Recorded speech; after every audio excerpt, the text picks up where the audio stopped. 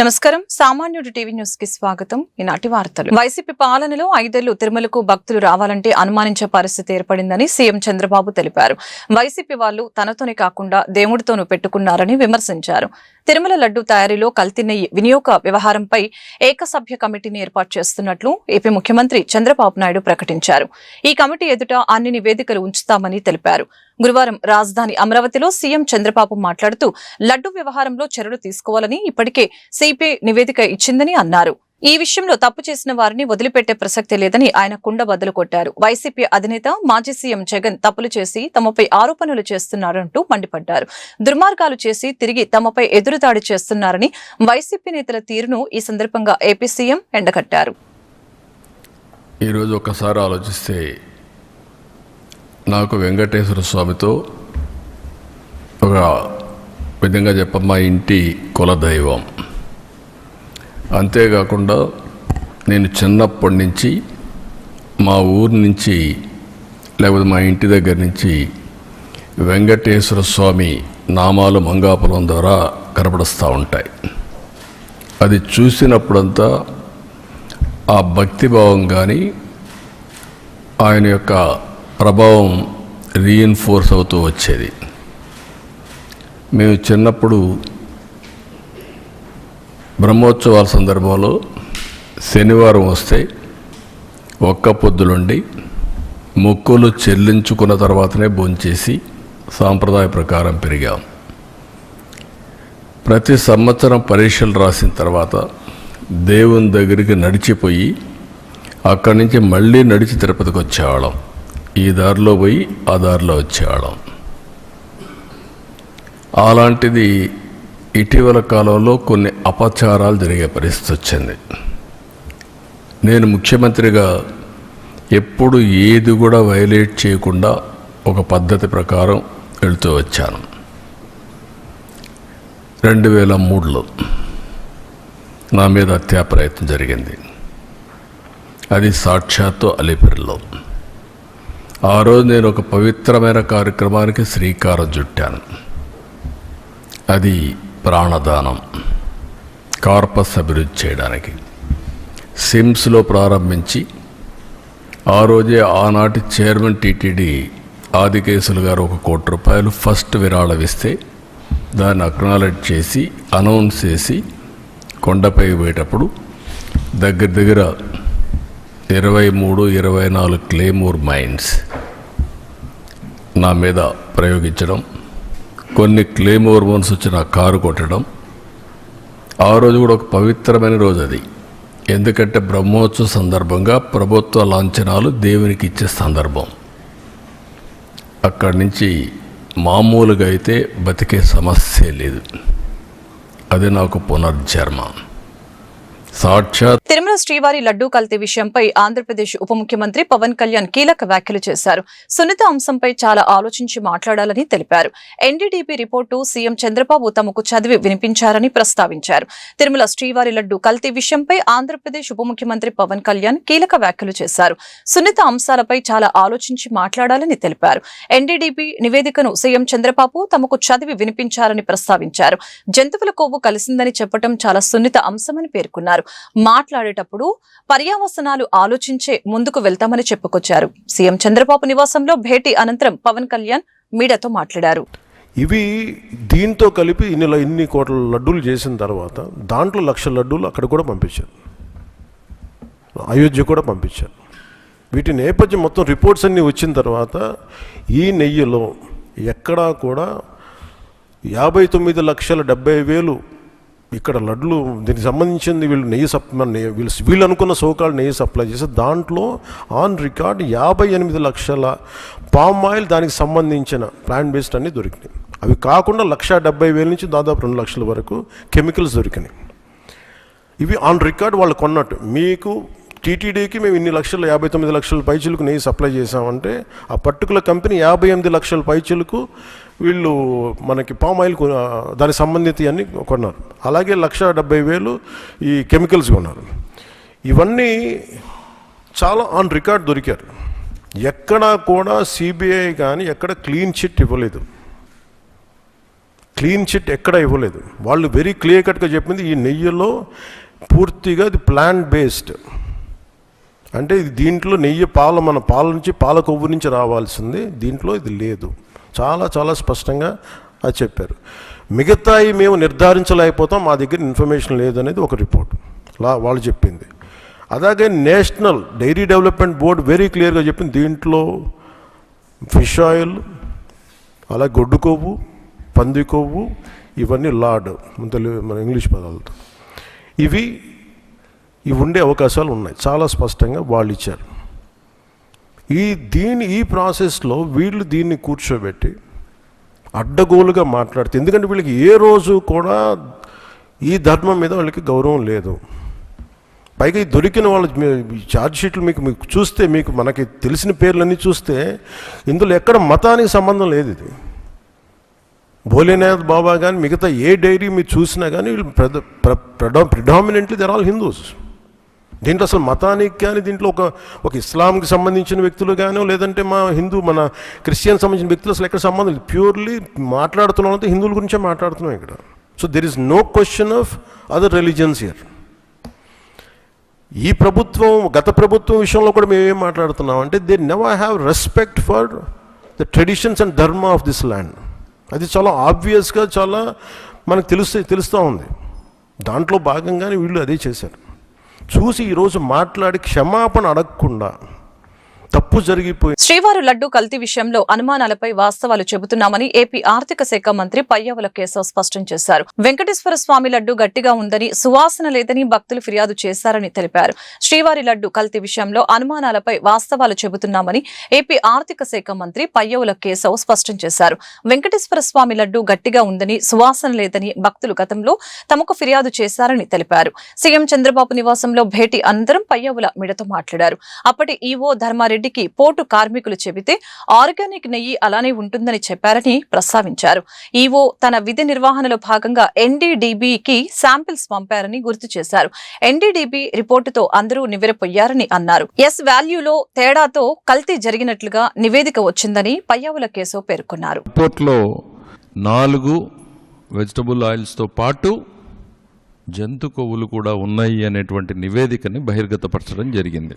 వైపు ఈ SIT enquiry తర్వాత ఛార్జ్ షీట్ ఫైల్ చేయడం, సప్లిమెంటరీ ఛార్జ్ షీట్ ఫైల్ చేయడం, ప్రభుత్వానికి ఒక ప్రత్యేక నివేదికని, ఇదిగో ఇందులో జరిగిన తప్పులు ఇవి, చర్యలు తీసుకోండి అని ఒక నివేదికని, తిరుమల తిరుపతి దేవస్థానానికి భవిష్యత్తులో జరగకుండా ఈ రకంగా నివారణలు చేయండి అనేటువంటిది ఒక సలహా ఇవ్వడం జరిగింది. తెలిసి జరిగినా దాన్ని తొక్కిపెట్టి దాన్ని మార్చేటువంటి ప్రయత్నం చేసింది గత పాలక మండలి అనడానికి సిఎఫ్టిఆర్ఐ 2022 ఆగస్టు 3న ఇచ్చిన రిపోర్ట్.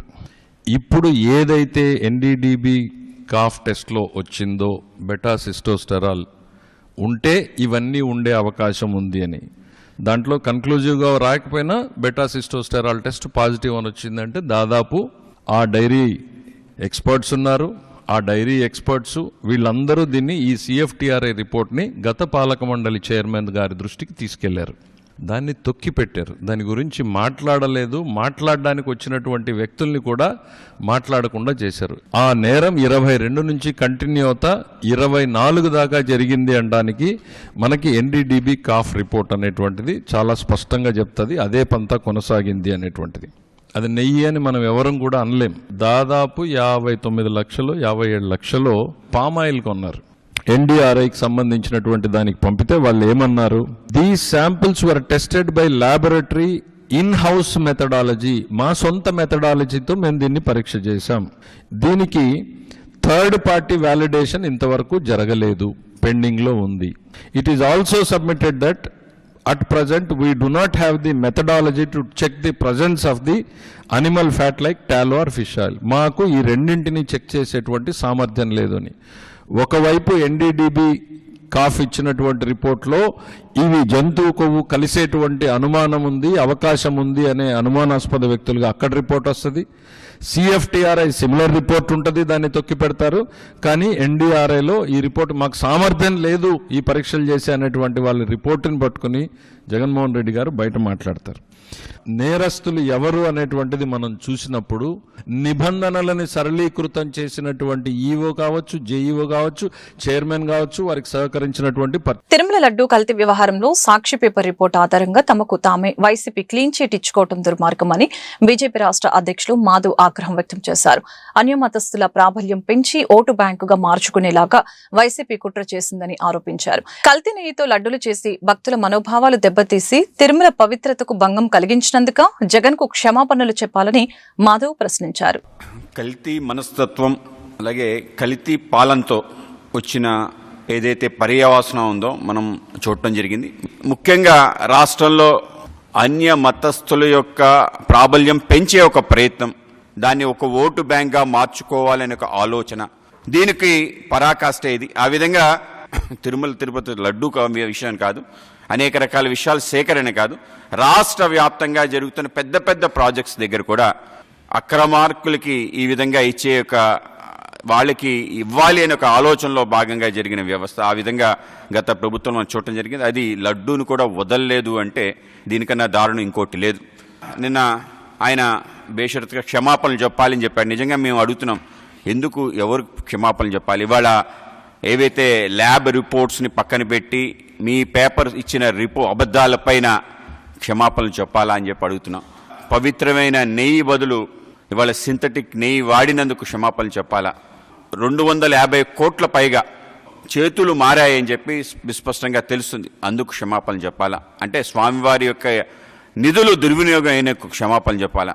58 లక్షల కేజీల యొక్క నెయ్యి దీనికి వాడినట్టు, ఎవరైతే నిబంధనలు లేకుండా అక్రమ మార్గంలో నెయ్యిని కూడా చేయలేని యొక్క వ్యవస్థలు కలిగిన వ్యక్తుల ద్వారా వాళ్ళ యొక్క సంస్థల ద్వారా తెచ్చిన నెయ్యికి సంబంధించి చెప్పాలా?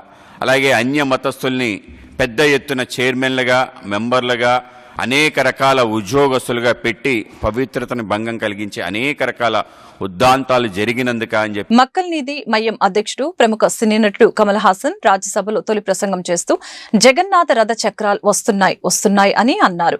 ఆ సమయంలో సభ్యులు చప్పట్లు కొట్టారు. తమిళనాడులో ఎన్నికల జాబితా ప్రత్యేక సమగ్ర సవరణ ప్రక్రియ జరుగుతున్న విషయం తెలిసిందే. రాష్ట్రపతి ప్రసంగానికి రాజ్యసభలో ధన్యవాద తీర్మానంపై చర్చ సందర్భంగా మాట్లాడుతూ సర్పై కమల్ హాసన్ ఆందోళన వ్యక్తం చేశారు.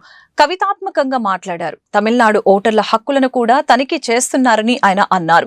ప్రభుత్వం శాశ్వతం కాదు, అలాగనే అధికారం అశాశ్వతమని కమల్ చెప్పారు. ఎన్నికల గెలుపును ఓ ఆక్రమణలా భావించే రాజకీయ మార్గం నుంచి ప్రజల అభిప్రాయాలను గెలిపించే ప్రజాస్వామ్య పాలన దిశగా తమ మార్గాన్ని మార్చుకోవాలనుకుంటున్నట్లు తెలిపారు. If you refuse to help us with this redirection, you achieve nothing but half-baked, half-finished, illegal electoral conquest. Nobody conquers in democracy. The juggernaut called Democratic India will roll on. Come help us, give it our democratic energy to move forward, or stay out of the way of this democratic republic. Jagannatha Ratha Chakralu Ostunnai. నేనేం చెప్తున్నానో తెలుగు వాళ్ళకి అర్థం అవుతుంది. పోనీ Sir, this is not an attack on personalities or governments. During my term in this house, that would be futile. This is only a clash of ideas. This democratic juggernaut will roll over differences, but should never roll over people. We will not allow it. Nobody is immortal. No government can or should aim for permanency. No government in the history of this world has achieved it yet, and none ever will. This government also falls under the universal political unwritten law.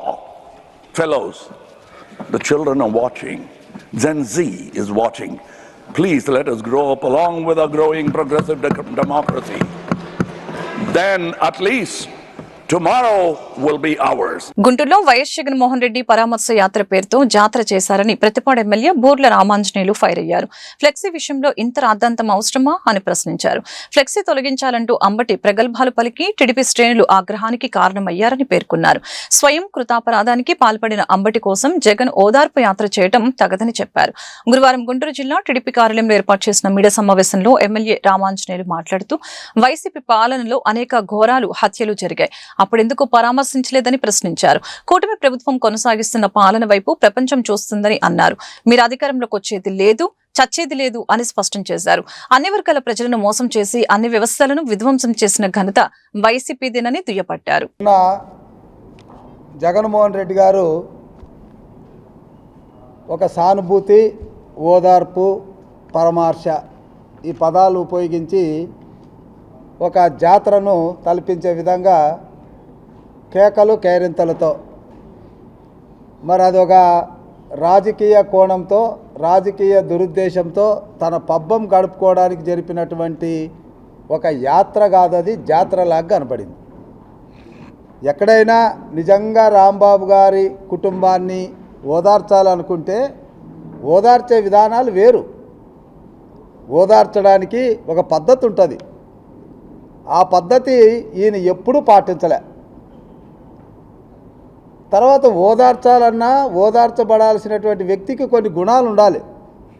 సమాజం కోసము బలైనటువంటి వాళ్ళు, లేదా యాక్సిడెంట్గా దైవం తక్కువ చేస్తే అకాలంగా ఇబ్బంది పడినటువంటి వాళ్ళు, అటువంటి వాళ్ళని ఎవరైనా సాటి మనిషిగా ఓదార్చడం అనేటువంటిది సర్వసాధారణం. కానీ ఇక్కడ ఇప్పటికి రెండోసారి జగన్మోహన్ రెడ్డి గారు ఓదార్పు యాత్రకు గుంటూరు జిల్లాకు వచ్చారు. మొదటిసారి ఎవరి కోసం వచ్చారు? ఒక జూదగాడి కోసం. ఆయనకి ఏదో జరిగిందని చెప్పి జాతరను తలపించే విధంగా వచ్చి ఒక ఎస్సీ మరణానికి కారణమయ్యాడు. మరి ఆ జాతరలో మరణం పొందినటువంటి ఆ సింగయ్య కుటుంబాన్ని ఏమైనా పరామర్శించాడా? లేదు. ఇప్పుడు వచ్చాడు మళ్ళా ఓదార్పు యాత్రని. ఎవరి కోసం వచ్చాడు? కేవలం నోటి దురుస్తో, అహంకారంతో, అహంభావంతో, తన అధినేత యొక్క కనసన్నల్లో ఉండాలన్నటువంటి ఒక దురుద్దేశంతో సమయం కాకపోయినా, ప్రమేయం లేకపోయినా, అక్కడ జరగాల్సినటువంటి సమాజానికి జరగాల్సినటువంటి నష్టం ఏం లేకపోయినా రెచ్చగొట్టేటటువంటి మాటలు మాట్లాడాడు. ఎందుకంటే అది నా నియోజకవర్గంలోనే జరిగింది. గోరంట్లలో ప్రభుత్వం ఇచ్చినటువంటి పిలుపు మేరకు ఒక ఫ్లెక్సీ వేశాం. అన్ని చోట్ల వేశాం, మేము వేశాం. అక్కడికి ఆయన వచ్చి ఒకరోజు ముందు అనరానిటువంటి ప్రగల్భాలు పలికాడు. ప్రభుత్వాన్ని రెచ్చగొట్టాడు. 24 గంటల లోపల దీన్ని తీసేయకపోతే పరిణామాలు వేరుగా ఉంటాయి, మేము వచ్చి తీస్తామా అన్నాడు. అది సబబా? వైఎస్ జగన్మోహన్ రెడ్డి ఓదార్పు యాత్ర గుంటూరులో నిరుత్సాహంగా జరిగిందని టీడీపీ గుంటూరు జిల్లా అధ్యక్షులు పిల్లి మాణిక్యరావు ఎద్దేవా చేశారు. సాక్షి పత్రిక, టీవీ బిల్డప్ తప్ప అక్కడ జనం లేరని ఎద్దేవా చేశారు. గురువారం టీడీపీ జిల్లా కార్యాలయంలో ఏర్పాటు చేసిన మీడియా సమావేశంలో ఆయన మాట్లాడుతూ అంబటి రాంబాబు వ్యాఖ్యల్లో తప్పు ఏముంది అని జగన్ వెనకేసుకొని రావటం ఆయన కుసంస్కారానికి నిదర్శనమని మండిపడ్డారు. వైసీపీ నేతలు బూతుల రూపంలో టెర్రరిజం ప్రదర్శిస్తున్నారని ఆరోపించారు. వైసీపీ పాలనలో అనేక రాజకీయ హత్యలు జరిపితే పరామర్శ యాత్రలకు ఎందుకు వెళ్లలేదని నిలదీశారు. అలజడుల్ని సృష్టించడానికే జగన్ పరామర్శ యాత్ర అని దుయ్యపట్టారు. అంబటిపై నాన్ వేలబుల్ సెక్షన్లు పెట్టాలని డిమాండ్ చేశారు. తాగినట్టుగా చాలా స్పష్టంగా అర్థమవుతా ఉంది. శవం గనక దొరికితే ఆ ఉత్సాహం వేరు. శవాన్ పరామర్శకి వెళ్ళేటప్పుడు ఇంకొక శవాన్ని తయారు చేసుకొని ముందుకెళ్ళేవాడు జగన్మోహన్ రెడ్డి. 11 గంటలకి నేను ర్యాలీ స్టార్ట్ చేస్తానన్నటువంటి వ్యక్తి 12-1 గంట కూడా స్టార్ట్ కాల. కానీ సాక్షి ఛానల్లో మాత్రం అద్భుతంగా జనం వస్తున్నారు, జనం ఎక్కువ మంది ఉండటం వల్ల ర్యాలీ ఆలస్యం అవుతున్నట్టుగా పెద్ద బిల్డప్లు. అసలు కారణం ఏంటంటే జనమే ఊరు రాలేదు కాబట్టి ఆలస్యంగా ర్యాలీని స్టార్ట్ చేద్దామని చెప్పేసి వాళ్ళ శ్రేణులకి చెప్పడంతో పాటు కనీసం అంబటి రాంబాబు ఇంటి దగ్గర కూడా జనం లేకపోవటం వల్ల జనాన్ని లోకల్లో ఉన్నటువంటి వాళ్ళన్నా సమకూర్చండి అని చెప్పేసి చాలా ఆలస్యంగా తీసుకొచ్చాడు. ఆ ముఖంలో చావు కళ పూర్తిగా కనబడతా ఉన్నటువంటి పరిస్థితి. జగన్మోహన్ రెడ్డి అసలు నిన్న అంబటి రాంబాబు కుటుంబ సభ్యుల్ని పరామర్శించడానికి ఒక ర్యాలీ పెడతామనేదే సిగ్గుమాలినటువంటి చర్య. నిజంగా స్కూల్కి వెళ్ళేటువంటి పిల్లలు ఎవరన్నా కనుక ఉంటే, ఇద్దరు పిల్లలు కొట్టుకుంటే ఆ తల్లిలు ఇద్దరు పిల్లల్ని తీసుకొని ఎవరి పిల్లని వాళ్ళు తీసుకొని, ఎరా నువ్వు ఎందుకు కొట్టుకుంటున్నావు, ఎందుకు తిట్టుకుంటున్నారు, ఇది తప్పు అని చెప్పేసి వాళ్ళ పిల్లలకి బుద్ధి చెప్పుకుంటారు. ఇది మీరు ఆలోచన చేయాలి. సొంత పిల్లలకి తల్లులు బుద్ధి చెప్పుకుంటారు. కానీ జగన్మోహన్ రెడ్డి నిన్నేం చెప్తున్నాడంటే, అసలు అంబటి మాట్లాడిన దాంట్లో తప్పేముంది, ఏదో 2 బూతులు అట్లా తిట్టాడు, ఆ 2 బూతులకి ఆయన్ని ఈ విధంగా దాడి చేయాలా, లేకపోతే అవమానించాలా, లేకపోతే పోలీస్ స్టేషన్లో కేసులు పెట్టాలా, అరెస్టులు చేయాలని చెప్పేసి మాట్లాడుతున్నటువంటి పరిస్థితి. అంటే అంబటి ఎంత సంస్కారహీనుడో జగన్మోహన్ రెడ్డి అంతకంటే సంస్కారహీనుడిగా కనపడతా ఉన్నాడు. అంబటి ఏమన్నా చిన్నపిల్లగాడా, ఒక 5-6 ఏళ్ళు పోరగాడా అనకూడదు, కిందకి దాదాపు 70 ఏళ్ళు వచ్చినాయి. కులాల మధ్య రాజకీయ విద్వేషాలు సృష్టిస్తున్న అంబటి రాంబాబుపై పీడీ యాక్ట్ పెట్టాలని గుంటూరు తూర్పు ఎమ్మెల్యే మహమ్మద్ నజీర్ డిమాండ్ చేశారు. పరామర్శ పేరుతో జగన్ చేసిన ఓదార్పు యాత్ర ప్రజలకు అనేక ఇబ్బందులు కలిగించిందని అన్నారు. జగన్ చేసిన జంగిల్ రాజు వ్యాఖ్యలపై ఆయన తీవ్రంగా స్పందించారు. గురువారం ఎమ్మెల్యే క్యాంపు కార్యాలయంలో ఏర్పాటు చేసిన మీడియా సమావేశంలో నజీర్ మాట్లాడుతూ, తిరుపతి లడ్డూ కల్తీ విషయాన్ని పక్కదారి పట్టించేందుకే వైసీపీ నేతలు డైవర్షన్ పాలిటిక్స్ కి పాల్పడుతున్నారని ఆరోపించారు. రప్పా అంటూ వైసీపీ కొత్త కల్చర్ తెచ్చిందని మండిపడ్డారు. జగన్ మాట్లాడిందంతా పచ్చి అబద్ధాలుగా ఆయన అభివర్ణించారు. 2-3 రోజుల నుండి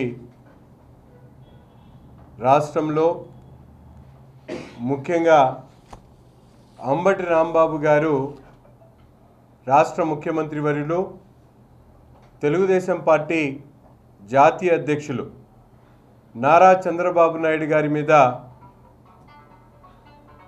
మాట్లాడినటువంటి మాటలు, దాని తర్వాత జరిగినటువంటి అనేక అంశాలను రాష్ట్ర ప్రజలందరూ కూడా గమనిస్తున్నటువంటి పరిస్థితులు ఉన్నాయి. ముఖ్యంగా నిన్న వైఎస్ఆర్ కాంగ్రెస్ పార్టీ అధ్యక్షుడు, పులివెందుల శాసనసభ్యుడు జరిగినటువంటి ఘటనల మీద అంబటి రాంబాబు గారికి ఇంటికి వచ్చి పరామర్శించడానికి వచ్చినటువంటి యాత్ర జగన్ గారి జాతరలాగా మార్చుకున్నటువంటి పరిస్థితులు మనందరం కూడా చూస్తూ ఉన్నాం.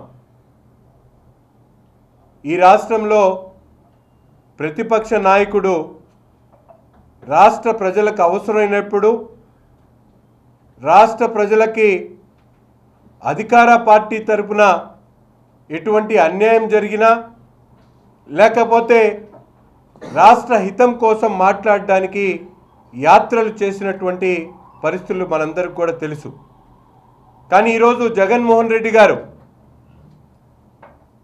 తను ముఖ్యమంత్రిగా ఉన్నప్పుడైతే ప్రజల్ని కలవడానికి అవకాశం లేకుండా పరదాలు కట్టుకొని, ఎక్కడ ప్రజలు ప్రశ్నిస్తారో అని చెప్పి భయపడి పరదల చాటున యాత్రలు చేసినటువంటి పరిస్థితులుంటే, ఈరోజు ప్రతిపక్ష హోదా కోల్పోయి ప్రజలు చీకొట్టినా కూడా ఈరోజు ప్రజల్లో యాత్రల పేరుతో ముఖ్యంగా మేము అడుగుతా ఉన్నాం జగన్మోహన్ రెడ్డి గారిని, మీరు ఈ 2 సంవత్సరాల కాలంలో ప్రజాహితం కోసం ఏదైనా యాత్ర చేశారా అని చెప్పి సూటిగా ప్రశ్నిస్తూ ఉన్నాం.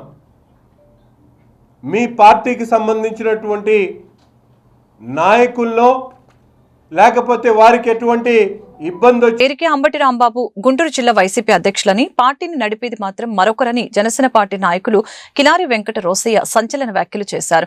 అసలు ఈ ఎపిసోడ్ లో అంబటి రాంబాబును బలిపసుపు చేశారని అన్నారు. అంబటి రాంబాబు ఇంటిపై అన్ని గంటలు విధ్వంసం జరిగితే వైసీపీ నేతలు ఎందుకు స్పందించలేదని నిలదీశారు. దీని వెనుక వైసీపీ నేతల కుట్ర ఉందని అన్నారు. మొదటి నుంచి కాపు నేతలపై వైసీపీ కుట్రపూరితంగా వ్యవహరిస్తుందని అన్నారు. జగన్ అయితే అంబటి కాపు టైగర్ అంటారు. సత్తెనపల్లిలో ఆయన వేధించారని గుర్తు చేశారు. కాపు సామాజిక వర్గానికి చెందిన నాకు వైసీపీ అన్యాయం చేసిందని అన్నారు. గురువారం ఆయన గుంటూరులో మీడియాతో మాట్లాడుతూ కాపు కార్డు వాడటానికి వైసీపీ సిగ్గు ఉండాలని అన్నారు. తిరుపతి లడ్డు తుది నివేదిక వచ్చిన తర్వాత వాస్తవాలు తెలుస్తాయని వివరించారు. లడ్డూ కల్తీ జరగలేదని చెప్పే ధైర్యం జగన్ కు ఉందా అని నిలదీశారు. క్లీన్ చిట్ ఇచ్చినట్టు మాట్లాడుతూ ఉన్నారు. కల్తీయే జరగలేన మాట చెప్పట్లేదు. ఇది ప్రజలను మోసం చేయటం కాదా అని అడుగుతా ఉన్నా.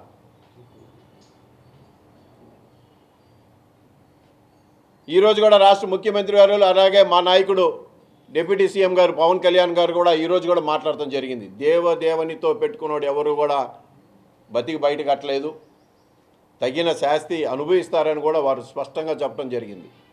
ఎంత నిజాయితీతో వాళ్ళందరూ కూడా ఈ పాతకం జరిగింది, దీని క్షమాపణ చెప్పి ఈ సమస్యను ఇంతటితో ముగించండి అని చెప్తే దీన్ని రోజు రోజుకి కూడా పెంచుకుంటూ పోయి చివరికి నిన్న మొన్న అంబటి రాంబాబు ఇష్యూ వరకు కూడా వచ్చింది. ఇవాళ అంబటి రాంబాబు గారి గురించి మాట్లాడుతూ ఉన్నారు వైసీపీ నాయకులు. అంబటి రాంబాబు గారు ఒక బలి పశువు అని చెప్తా ఉన్నా నేను. అంబటి రాంబాబు గారు ఒక కాపు టైగర్ అని జగన్మోహన్ రెడ్డి చెప్తా ఉన్నాడు. అది ఎంతవరకు నిజం అని అడుగుతా ఉన్నా. పైన వరకే పాపం లోపల ఆయన మదన పడేది అందరికీ తెలుసు. పేరుకే జిల్లా అధ్యక్షుడు, నడిపేది ఇంకో అతను. లేదు గుంటూరు పట్టణంలో ఎంతమంది వైసీపీ నాయకులు వస్తే వాళ్ళందరినీ కూడా తొక్కేసుకుంటూ వాళ్ళందరూ కూడా వెన్నుపోట్లు పడుచుకుంటూ, లేదు రాంబాబు గారు సత్యనపల్లిలో ఉంటే ఏ విధంగా ఇబ్బంది పెట్టారో అందరూ కూడా తెలుసు. వైసీపీలో ఉన్న ప్రతి ఒక్కరికి కూడా. ఇవాళ ఎందుకు నేను చెప్తానంటే నేను కూడా వైసీపీ నుంచి వచ్చిన వాడినే. నేను కూడా ఎందుకు బయటకు వచ్చాను, నేనే కేసులకు భయపడి రాలా. నాకు జరిగిన అన్యాయం. ఇవాళ కాపు అనే ఒక కులం కార్డు వాడుతూ ఉన్నారు. ఇంతకన్నా నీచమైన రాజకీయం ఇంకోటి లేదు. మరి అదే కాపు మరి నేను కూడా నాకు మరి వెన్నుపోటు పడిచారు కదా. నన్ను పొన్నూరు నుంచి తీసేయడానికి విశ్వ ప్రయత్నాలు చేసి తీసేశారు. పొగబెట్టారు, నువ్వు బయటికి వెళ్ళు అని. ఇప్పుడు ఎవరైతే ఆయన చుట్టుపక్కల ఉన్నారో, జగన్మోహన్ రెడ్డి చుట్టుపక్కల ఉన్నారో వాళ్ళందరూ కూడా గంజాయి బ్యాచ్ ను వేసుకుని జగన్మోహన్ రెడ్డి గుంటూరు పరామర్శకు వచ్చారని జనసేన పార్టీ నాయకులు బోనపైన శ్రీనివాస్ యాదవ్, గాది వెంకటేశ్వరరావు ఆరోపించారు. తిరుమల లడ్డు కల్తీ విషయంలో అరెస్టులు ఉంటాయని ఈ గొడవలు ప్రారంభించారని అన్నారు. కల్తీ నెయ్యి డబ్బు జగన్మోహన్ రెడ్డికి వెళ్లిందని అన్నారు. గురువారం గుంటూరులో ఏర్పాటు చేసిన మీడియా సమావేశంలో వారు మాట్లాడుతూ జగన్ పరామర్శ యాత్ర వలన ప్రజలు ఇబ్బందులు పడ్డారని అన్నారు. తిరుపతి ప్రతిష్టతను వైసీపీ ప్రభుత్వం దిగజార్చిందని అన్నారు. వైఎస్ఆర్ కాంగ్రెస్ పార్టీ అధ్యక్షులు అయినటువంటి జగన్మోహన్ రెడ్డి గారు గుంటూరు పరామర్శ యాత్ర పేరుతో ఒక పరామర్శకు వచ్చారు. గతంలో కూడా చూసాం జగన్మోహన్ రెడ్డి గారి పరామర్శలు ఏ విధంగా ఉంటాయి. పరామర్శ యాత్రలకు వస్తే సభ్య సమాజం ఏ రకంగా ఇబ్బందులు పడుతుంది అనేది అందరికీ తెలుసు. కానీ ప్రజాస్వామ్యంలో ప్రజాస్వామ్యాన్ని గౌరవిద్దాము అనేటటువంటి కించిత్ భావన కూడా లేనటువంటి ఒక రాజకీయ పార్టీకి అధ్యక్షుడు, గతంలో ఈ రాష్ట్రానికి ముఖ్యమంత్రిగా చేసినటువంటి వ్యక్తి ప్రజాస్వామ్యం గురించి, రాజకీయ పార్టీల గురించి, ప్రస్తుతం ఉన్నటువంటి ఆ కూటమి ప్రభుత్వం గురించి ఎగతాళి చేయటం, గేలి చేయటం అంటే గురిగింజ సామెత గుర్తొస్తుంది. పరామర్శించేవాడు ఏ రకంగా రావాలి, అసలు అంతకంటే ముందు ఏ విషయంలో ఎందుకోసం పరామర్శ చేస్తున్నావు అది కూడా ఒకసారి ఆలోచించుకోవాలి కదా. రాజకీయ నాయకుడు అంటే అన్నీ ఉండాలి. నీ నాయకులు, నీ కార్యకర్తలను నువ్వు కాపాడుకోవాలి, ఎట్ ద సేమ్ టైం ప్రజాస్వామ్యాన్ని కాపాడాలి. ఇక్కడ ప్రజాస్వామ్యాన్ని పాత్ర వేసినటువంటి ఒక వ్యక్తి కోసం నువ్వు వస్తూ ఎన్ని గంటలు తీసుకున్నావు టైం దానికోసం? ఎస్, ఖచ్చితంగా పరామర్శించు. రా. తాడేపల్లి నుంచి గుంటూరు రావడానికి ఒకవేళ ట్రాఫిక్ ఏమన్నా ఇబ్బంది అయినా కానీ 40 నుంచి 50 నిమిషాల్లో రావచ్చు. అలాంటిది నువ్వు ఎక్స్-సీఎం హోదాలో ఉన్నావు. నీకు మేము ఇప్పుడు ఇవాళ ఉన్నటువంటి ఉమ్మడి ప్రభుత్వం ప్రజాస్వామ్యాన్ని గౌరవించి నీకున్నటువంటి ప్రోటోకాల్ దృష్ట్యా ప్రోటోకాల్ కూడా కల్పిస్తున్నాం. అంటే ఇంకొంచెం ముందు రావచ్చు. కానీ నిన్న నువ్వు చేసిందేంటి? ఇంటి దగ్గర నుంచి ఒక 50 వాహనాలతో బయలుదేరి కాదా టోల్గేట్ దగ్గర ట్రాఫిక్ నాపి అక్కడి నుంచి రోడ్ల మీద జనాన్ని నుంచో పెట్టుకుని వాళ్ళకి అభివాదాలు చేస్తూ గుంటూరు అంబటి రాంబాబు గారింటి చేరటానికి నీకు ఎన్ని గంటల టైం పట్టింది? జరిగినటువంటి జగన్ రెడ్డి గారి యాత్ర చూస్తే తాడేపల్లిలో ఉన్నటువంటి ఏదైతే సెపరేట్గా ఒక బ్యాచ్ ఉంటుంది, జేబు దొంగల బ్యాచ్, ఆ జేబు దొంగల బ్యాచ్లను పోగేసుకొని విజయవాడ నుంచి గంజాయి బ్యాచ్ని పోగేసుకొని ఏదో ఈయన కోసం వందలాది మంది ఎదురు చూస్తున్నట్టుగా ఆలస్యంగా బయలుదేరి ఓ 200-300 మందిని గుంటూరులో పెట్టుకొని ఆ 200-300 మంది కారు చుట్టూ తిరుగుతా అంబటి రాంబాబు గారి ఇంటికి రావడానికి సుమారుగా 6-7 గంటల సమయం పట్టింది. అంటే అసలు విషయం ఏంటి ఇక్కడ? రాంబాబు గారు ఎక్కడికి వస్తారంటే ఎవరు ఎందుకు ఆపారు? తిరుమల తిరుపతి దేవస్థానంలో పవిత్రమైనటువంటి లడ్డూలో కల్తీ నెయ్యి జరిగింది. ఎన్డీడీబీ రిపోర్ట్ వచ్చిన తర్వాత దాని గురించి ప్రభుత్వం చర్యలు తీసుకోబోతా ఉంది, ఒక కమిటీని ఏర్పాటు చేసని ఒక వార్త వచ్చింది.